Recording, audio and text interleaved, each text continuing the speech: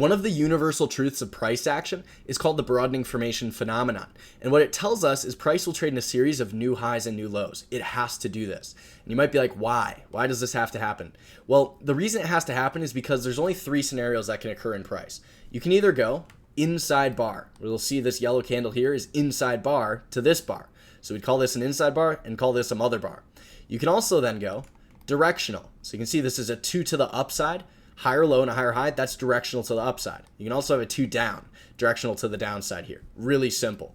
And then a failed directional is called a 3, where a directional goes up, comes back into the previous range, and then takes out both sides of the previous range. In this case, a 1 followed by a 2 that fails and goes 3.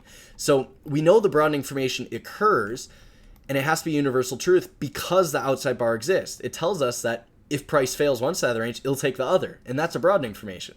So if we look on a higher time frame, you can see it's a 2 up, 2 down reversal, which is a rev strat. When we go on a lower time frame, it looks like a broadening formation, where it makes a low, a higher high, and a lower low. That's a broadening formation for sure. So when we look at the charts, it makes it extremely simple to understand what we're looking for. So if we go and just take a look, you're going to see, if we go down in here on the staples, very simple on the month. Notice the slight lower low followed by a 2 down, 2 up reversal. Where's it going?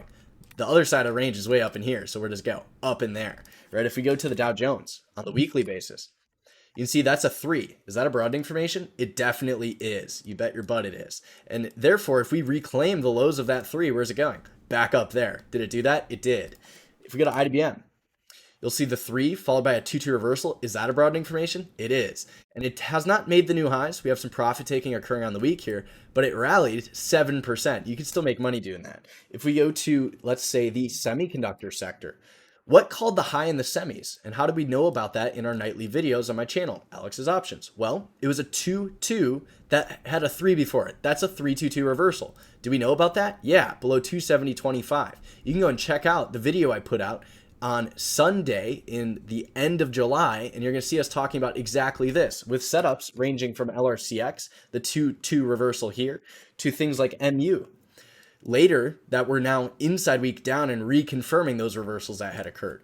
Things like NVIDIA even did go 2-2 and bring them back in as well. If we go to SMCI, semiconductors, you'll see it was not the same signal, but it went 3, which is a broadening formation, and then it expanded the broadening formation all the way to the downside.